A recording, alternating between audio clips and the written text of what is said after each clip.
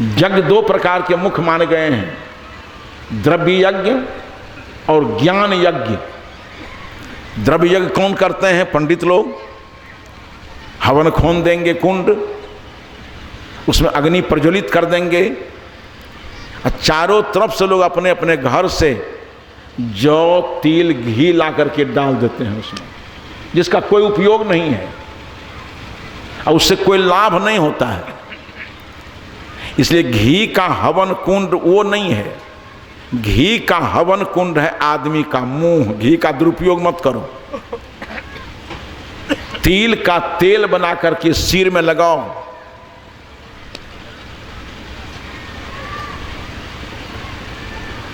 चावल भात बना करके खाओ। जौ तिल घी आग में डालने की चीज नहीं है।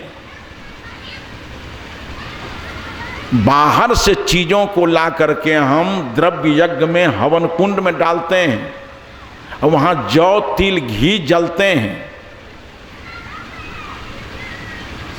लेकिन ज्ञान यज्ञ उससे भिन्न है। इसलिए भगवान कृष्ण ने गीता में कहा, श्रेयान द्रव्यमयान यज्ञान ज्ञान यज्ञ परम तप। भगवान कृष्ण ने कहा कि अर्जुन, द्रव्य यज्ञ से, जौ तिल घी जलाने वाले यज्ञ से ज्ञान यज्ञ श्रेष्ठ है।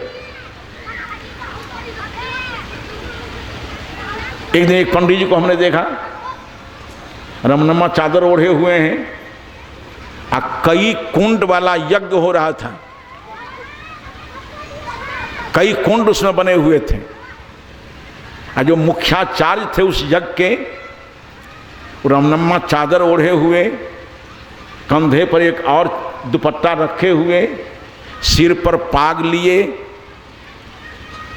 और उस यज्ञ कुंड के व्यास गद्दी पर बैठने जा रहे हैं। क्या करेंगे वहां जाकर के? वहां जाकर के उस जलती हुई धधकती हुई आग में जौ तिल घी डालेंगे और अपने हवन कुंड में क्या कर रहे हैं वो, जरा ध्यान देना मेरी तरफ। उस हवन कुंड में तो जौ तिल घी डालने जा रहे हैं। इस शरीर के हवन कुंड, जिस शरीर के अंदर सीधा परमात्मा बैठा हुआ है, भगवान कृष्ण ने कहा कि ईश्वर सर्वभूतानां हृदय से अर्जुन तिष्ठति।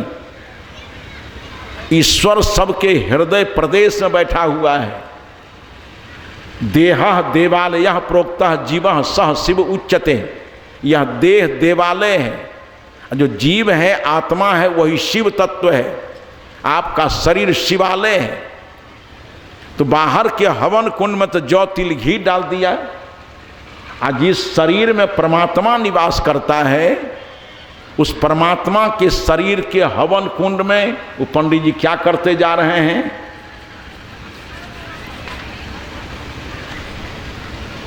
दिमाग का फीता ढीला तो नहीं हो गया? कि परमात्मा के हवन कुंड में तंबाकू लटा करके दे रहे थे। ये है द्रव्य यज्ञ करने वालों की स्थिति।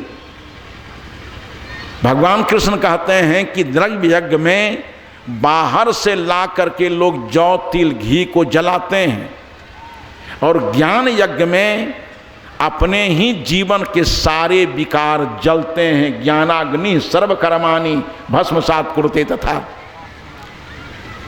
इसलिए ज्ञान यज्ञ द्रव्य यज्ञ से श्रेष्ठ है।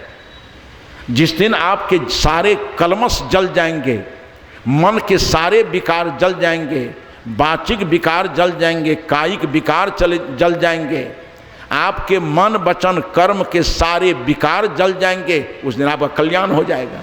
अब होगा ज्ञान यज्ञ में। ज्ञानाग्नि में जीवन के सारे विकार जलेंगे। यह ज्ञान यज्ञ है जो आयोजन आप लोगों ने किया है। मैं नहीं कहता। इस दिमाग में केवल कबीर साहब नहीं है, इस दिमाग में वेद भी है, उपनिषद भी है, सारे धर्मशास्त्र भी हैं, दर्शन भी हैं। मैं अपनी तरफ से कुछ कह दूं तो यही लोग कहें कबीर कुछ नहीं मानता है।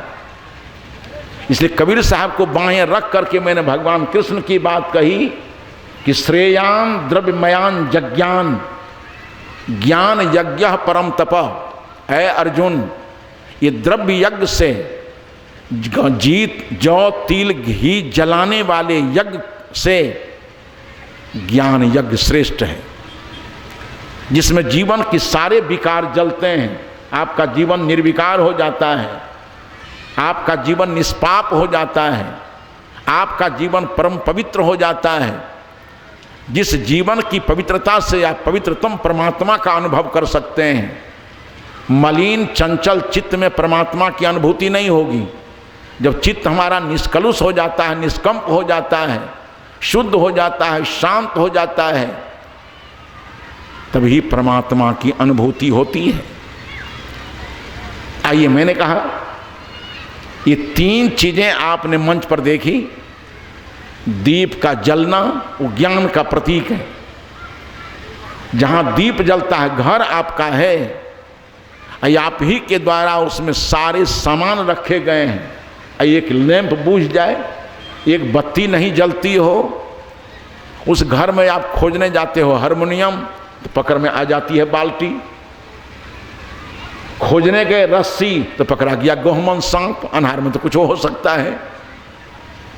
आप ही के द्वारा सारी चीजें घर में रखी गई हैं, किंतु प्रकाश के अभाव में पता नहीं चलता है कौन सामान कहाँ है। उसी तरह से ये मानव जीवन सभी साधनों का धाम है और मोक्ष का दरवाजा है।